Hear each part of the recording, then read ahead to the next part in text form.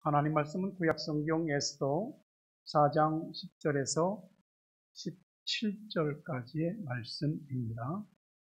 10절부터 보겠습니다. 에스더가 하닥에게 이르되 너는 모르드게에게 전하기를 왕의 신하들과 왕의 각 지방 백성이 다 알거니와 남녀를 막론하고 부름을 받지 아니하고 안뜰에 들어가서 왕에게 나가면 오직 죽이는 법이요 왕이 그자에게 금줄을 내밀어야 살 것이라. 이제 내가 부름을 입어 왕에게 나가지 못한 지가 이미 30일이라 하라 하니라.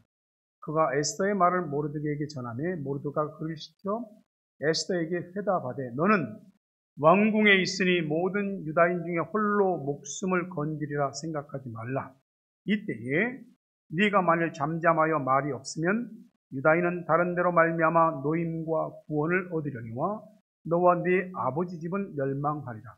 네가 왕후의 자리를 얻은 것이 이때를 위함이 아닌지 누가 알겠느냐 하니 에스더가 모르드게에게 회답하여 이르되 당신은 가서 수산에 있는 유다인을 다 모으고 나를 위하여 금식하되 밤낮 3일을 먹지도 말고 마시지도 마소서.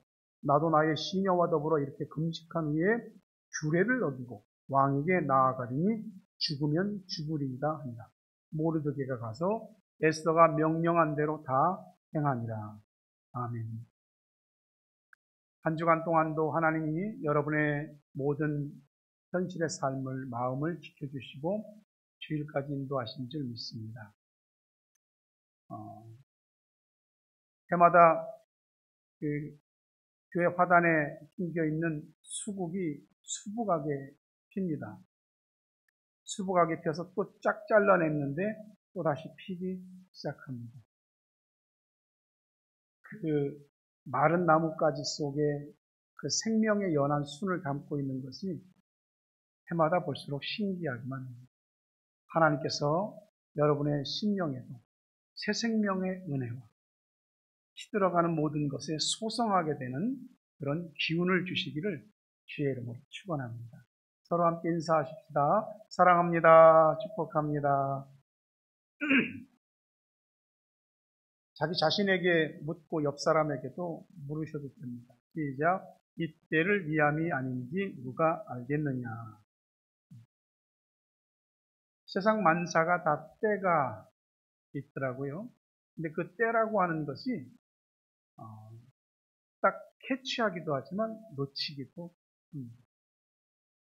얼마 전에 영국 엘리자베스 여왕이 서거에서 장례식을 했습니다.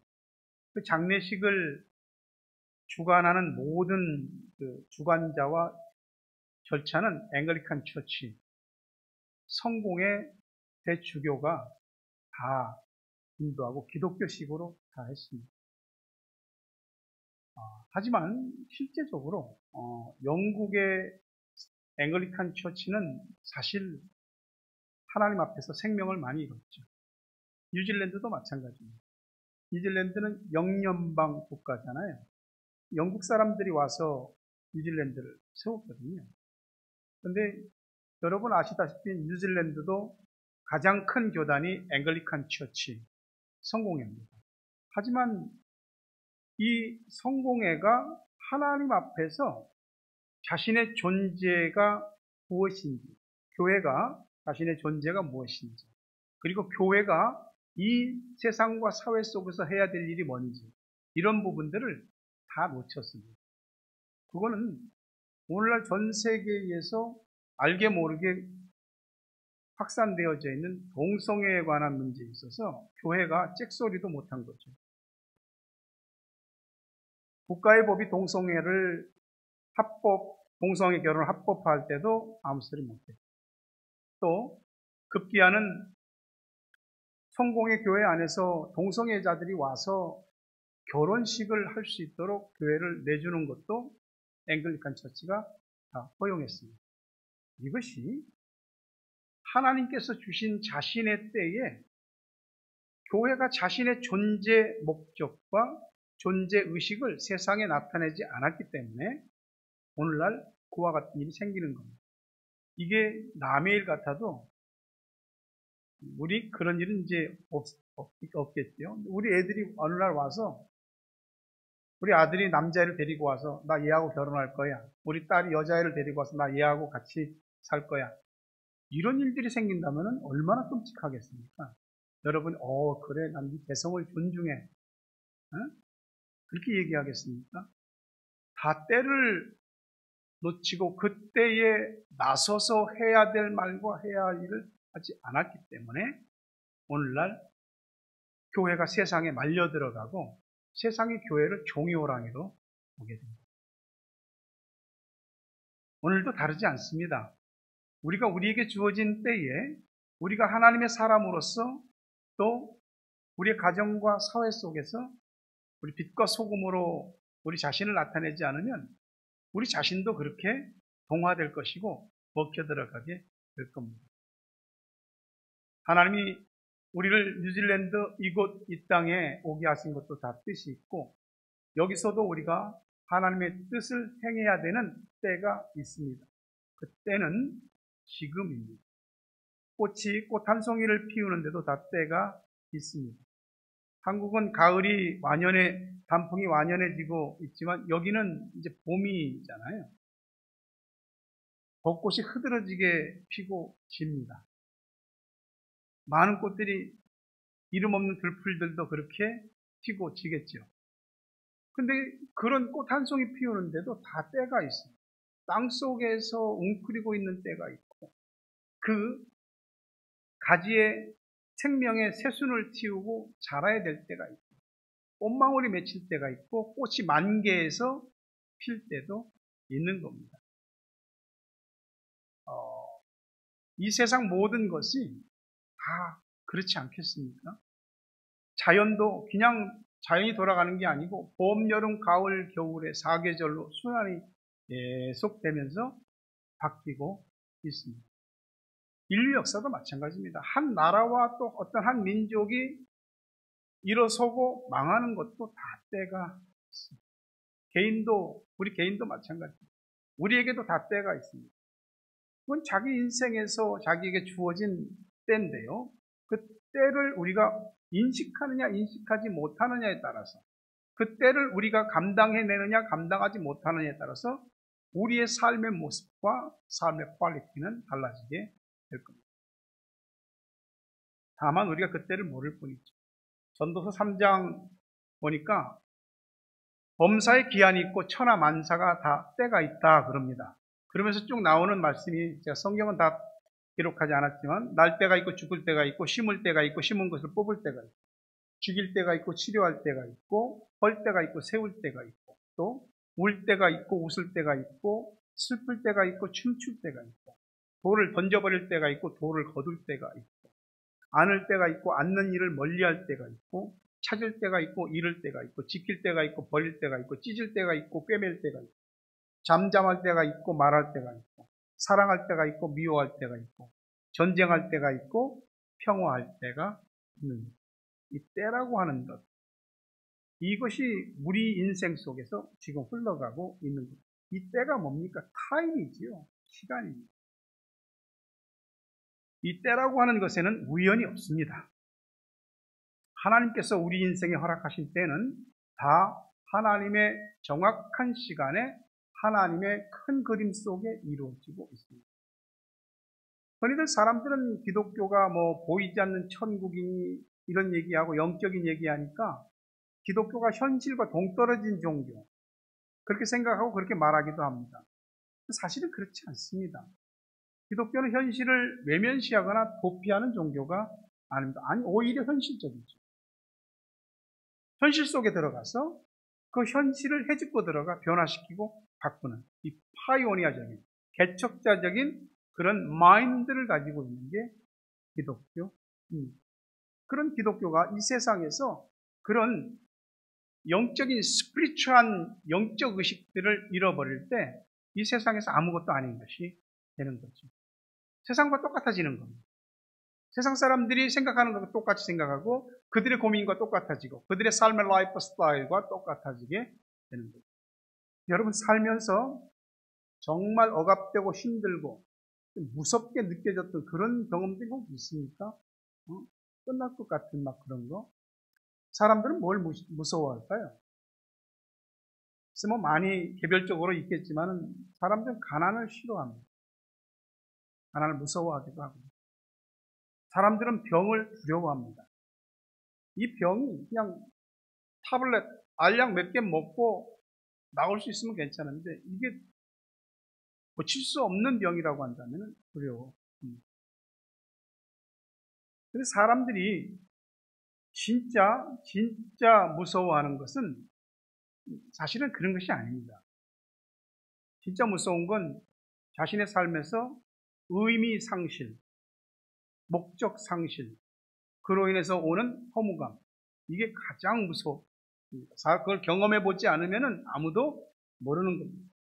내가 왜 살아야 되는지, 내가 왜 여기 있어야 하는지, 내가 왜 이 일을 해야 되는지, 이런 거를 알 수 없을 때 그게 고민이 되고 갈등이 되고 번민이 되고 우리에게 프레스가 되고 우리가 절망하게 만들기도 합니다.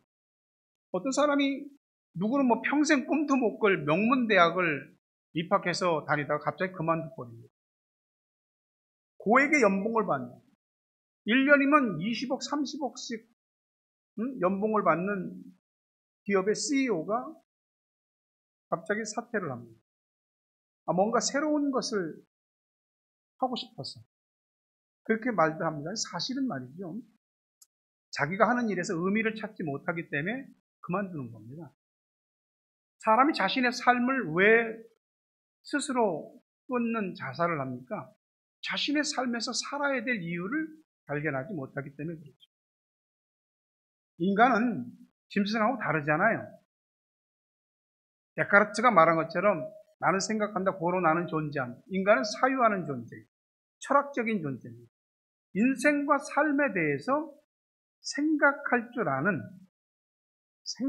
아는 존재가 사람입니다. 그러니 우리가 살면서 우리의 삶에 대해서 우리 스스로에게 질문을 안 할 수 있나요? 삶의 의미란 어디에 있는 것일까? 그건 내가 이 세상에 왜 태어났는가? 이거에 대한 답을 찾는 것부터 시작해야 됩니다. 적어도 이 일을 위해서 내가 태어났고 이 일을 위해서 내가 지금 살아 숨쉬고 있다고 하는 것. 제 경우라면 저는 하나님의 종으로 목사로서 하나님께 부름을 받고 교회를 섬기고 목양하고 있습니다.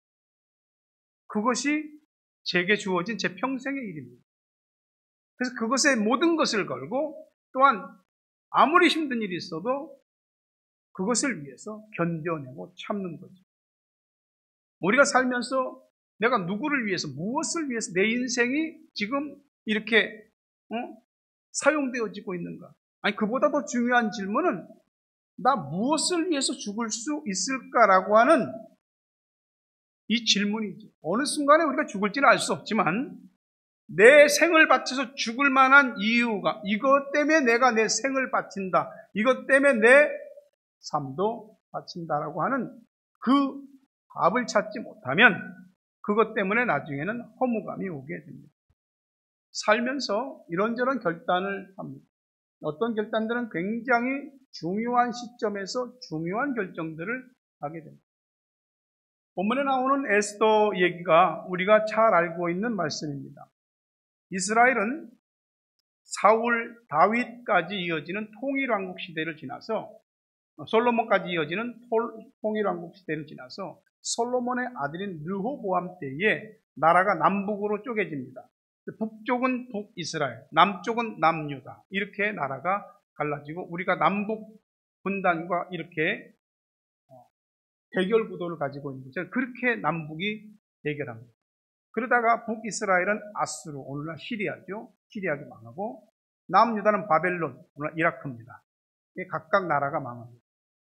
특히 남유다가 망하고서 바벨론의 왕족, 귀족, 수많은 사람들이 포로로 끌려갑니다.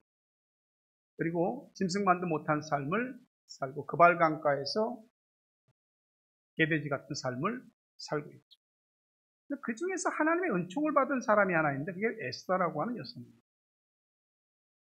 이 에스더가 왜 하나님의 은총을 받았냐면 자랄 때 조실부모였습니다. 일찍 아버지 어머니 돌아가시고 사촌 오빠인 모르드게, 나이 차이가 있었던 것 같아요.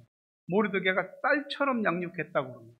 그런데 놀랍게도 하나님의 예비하심 속에 아수에로 왕의 왕비, 즉 아수에로 왕은 역사 속에서 크세스크세스 1세입니다. 우리가 300이라고 하는 그 옛날 영화 있었죠. 거기에 나오는 그 왕이 크세스크세스입니다. 아수에로 왕입니다. 그 아수에로 왕의 왕후가 됩니다. 포로로 끌려왔습니다. 구합니다. 이런 사람이 얼마나 참 놀라운 신분의 변화입니다. 정말 인생이 활짝 펴진 것과 똑같은 거죠. 그런데 문제는 그 나라의 고위 대신인 하만이라고 하는 사람이 있는데 굉장히 거들먹거리고 사람들 다 자기 앞에 머리 숙이게 만들고, 근데 모르드게가, 에스더의 사촌 오빠인 모르드게가 자기한테 머리를 숙이지 않는 겁니다. 고분고분하지를 않아요. 저거 어느 민족이야? 알아봐. 유대 민족입니다. 그래? 내가 저거 하나 죽여서는 성질이 안 풀린다. 한날 한시에 저것들을 싹 죽여버려야 되겠다. 그리고 날짜를 정합니다. 그리고 왕한테 자기가 가지고 있는 재산을 갖다 바치면서까지 이 나라의 왕에게 전혀 도움이 되지 않는 민족이 있습니다. 오히려 왕에게 고민거리, 반란을 일으키면 일으키지 저것들 있으나 마나합니다. 없는 게 더 낫습니다. 저것들 싹 죽여야 됩니다. 그래서 한날 한시에 싹 다 죽이라고 아하수에로 왕이 명령을 내립니다. 온 유대인들이 이걸 듣고 절망하죠. 에스더도 들었습니다. 이 상황을 극복할 수 있는 사람이 어떻게라도 극복할 수 있는 사람은 자기일 것 같은데, 그래도 왕에게 얘기라도 할 수 있는 사람은 자기밖에 없을 것 같은데, 나라의 법이 왕이 부르지 않았는데 왕의 안뜰로 그냥 함부로 들어가면 누구든지 죽인다 이 말이에요. 그러면서 모르드게가 너는 이거 모르냐? 그랬더니 내가 지금 왕이 나를 부르지 않은 지가 30일, 한 달이 지났습니다. 이거 그냥 함부로 가면 죽습니다.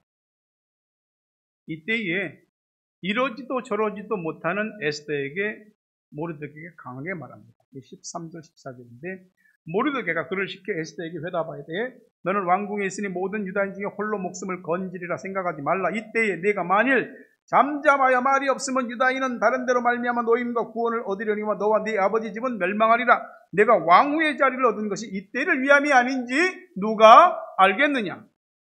상황이 심각한 건 알겠는데 에스더의 입장은 눈꽃만큼도 생각하지 않아요. 이게 문맥으로만 보면 그냥 막보기로 말하는 것 같아요.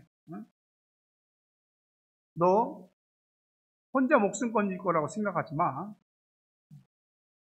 만약에 네가 안 하면 하나님이 다른 데로 우리를 다른 손을 통해서 구원하시고 이끌어내실 거야. 너와 네 아버지 집은 망할 거야. 이런 말을 막 한단 말이에요. 그러면서 이때를 위함이 아닌지 누가 알겠느냐라고 말합니다. 여러분이 이런 소리 들으면 어떨 것 같아요?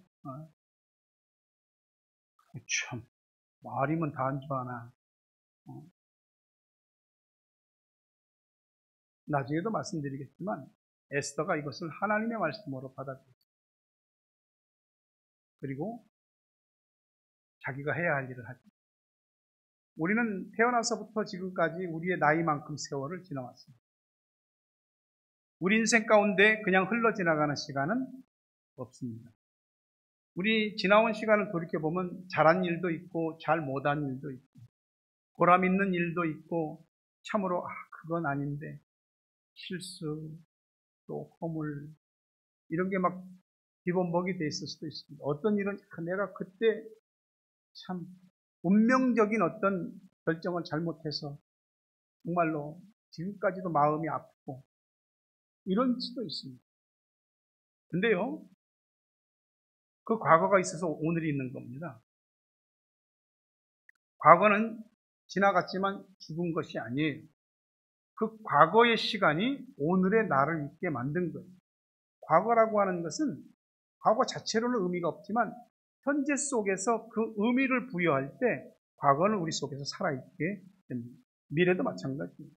미래는 그냥 시간이 흘러가면서 되는 게 아니고 오늘의 연장선상에 미래가 있는 겁니다. 현재와 관계없는 미래가 하늘에서 뚝 떨어지나요? 그런 일은 없습니다. 우리 미래는 오늘 우리 자세와 우리가 하는 일의 연장선상에서 이루어지는 것입니다. 그러니 우리는 크고 작은 결단들을 수없이 하게 됩니다. 여러분도 들어보신 분도 있겠습니다만 재미있는 이론, 학설이 있는데 그게 뭐냐면 디시전 피라미드라고 하는 것입니다. 거기 돌려주세요. 세 가지 결단에 대해서 얘기하는데 하나는 ordinary everyday decision, 일상적인 결단입니다. 내가 오늘 무슨 옷 입을까? 오늘 음식 뭐 먹을까? 오늘 어디 갈까? 누구 만날까? 이런 거. 오늘 애를 학교를 보내야 될까 말아야 될까? 뭐 그런 거. 교회 올까 말까? 이런 결단들이죠. 아주 우리 일상의 결단입니다. 하지만은 결단을 했으니까 우리가 왔죠. 예를 들어서 우리가 무슨 옷을 입고 올까? 결단하고서 지금 옷 입은 거 아닙니까? 다 결단이에요. 일상적인 결단. 두 번째는 middle level decision. 중간 단계 결단인데 이게 중요한 결단입니다. 왜냐하면 우리 인생의 방향을 정하는 결단이기 때문에 그렇습니다. 예를 들어서 내가 공부해서 대학 갈까 말까? 무슨 대학을 갈까? 무슨 전공을 할까? 그런 거죠. 결혼을 하면 이 많은 남자 중에 이 남자와 이 많은 여성 가운데 이 여성과 중요한 결단이죠. 여기 유학을 올 것이 뉴질랜드 타우랑가로 유학을 올 건지 캐나다로 갈 건지 미국으로 갈 건지 우리가 결단한 거잖아요.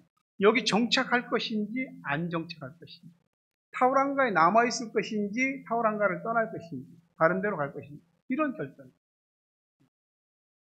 지금 21일 릴레이 기도를 우리가 하고 있는데 그걸 내가 맡은 날 기도를 할 것인지 안 할 것인지. 목사님이 이름은 다 넣었지만 그 교회 왔는데 열쇠가 철대문 열쇠가 없어서 목사님 대문 붙잡고 기도하고 갑니다. 이렇게 전화 오는 분도 있습니다. 옛날 생각이 났어요. 이 교회를 들어올 때 2015년이니까 벌써 한 7년 전입니다. 그때 이 교회 철문이 저렇게 닫혀 있었어요. 저하고 이제 여러분 사모님하고 같이 철문을 붙잡고 주님 이걸 주십시오. 이렇게 붙잡고 가고 기도했던 그런 생각이 나는 거예요. 그런 결정들이죠. 세 번째가 real important decision. 실제적인 중요한 결단. 이건 뭐냐면 진짜 사느냐 죽느냐 생사에 관한 결단입니다. 사람이 어차피 언젠가 죽거든요. 다 죽는 시점이 있고 죽는 장소가 있어요. 근데 이 죽음을 그냥 죽음의 시간에 맡기지 않고 자기가 선택하는 거예요. 순교하는 분들 보세요. 그들이 안 죽을 수도 있거든요. 근데 순교를 택했습니다. 로마가 기독교를 핍박할 때에 콜로세움 원형 경기장 안에 믿는 기독교인들을 집어넣고 굶주린 사자, 호랑이, 표범 이런 온 맹수들을 막 풀어놓습니다. 그러면은 그 맹수들에게 몸이 찢기고 물리고 뜯기고 잡아먹히고 하면서 그들이 찬양하면서 죽습니다. 그렇게 안 할 수도 있거든요. 사도 요한의 제자였던 폴리캅, 속사도죠. 폴리캅에게 지금이라도 예수를 부인하면 살려주마. 폴리캅이 말하기를 내 나이 86세 사는 동안 주님은 한 번도 나를 버린 적이 없거늘 내가 어찌 주님을 버릴 수 있겠냐. 기꺼이 죽습니다. 여러분이 잘 아는 소설 또 영화 코바디스. 베드로가 로마에서 복음을 전하다 핍박이 심하니까 도망쳐 나옵니다. 자기가 로마를 빠져나오는데 누가 막 로마 안으로 들어가는 거야? 보니까 예수님이 들어가는 거야. 그래서 베드로가 묻는 거죠. 코바디스 보면 주여 어디로 가십니까? 네가 버리고 온 그 성에 내가 다시 죽으러 들어간다. 그래서 베드로는 제가 가겠습니다. 성경에는 베드로의 최후가 기록되지 않지만 교회 전승에는 베드로가 자기 딸과 함께 십자가에 거꾸로 못 박혀서 순교했다고 합니다. 안 죽을 수 있잖아요. 자기가 자신의 죽는 때와 장소를 결정합니다. 어떤 목사님이 여러분도 이름을 대면 아실 만한 분인데 돌아가실 무렵에 생명 연장 장치로 계속해서 수혈도 받고 이렇게 연장하는데 한날 정신이 맑게 돌아오셨을 때 모든 것을 다 떼면 좋겠다. 수혈도 안 했으면 좋겠다. 하나님이 나에게 부르신 시간이 있는데 내가 여기서 이렇게 나 말고 피가 필요한 수혈할 사람들 많지 않냐. 사람들에게 돌아가게 했으면 좋겠다. 나는 내 생명의 시간에 하나님이 뭐라고 할 때 그때 나는 가기를 원한다. 그리고 자신의 죽는 때를 자기가 결정하신 거죠. 마지막 시간은 언제나 내가 결정하는 겁니다. 그렇지 않으면 사람에게 몰리고 상황에게 몰려서 우리가 우리의 삶과 우리의 마지막 어떤 중요한 결정들을 우리 스스로 못 내리게 됩니다. 사람들이 보통 생각하는 행복이나 불행이나 그런 게 뭡니까? 많이 가지고 많이 벌고 건강하고 그러면 다 행복한 것입니까? 진짜 행복은 내게 소중한 어떤 것들을 어느 중요한 순간에 내려놓을 수 있는 결단을 하는 것. 그것이 진짜 행복이죠. 왜냐하면 그게 자신의 존재 목적과 이유를 스스로 증명하는 것이기 때문에 그렇습니다.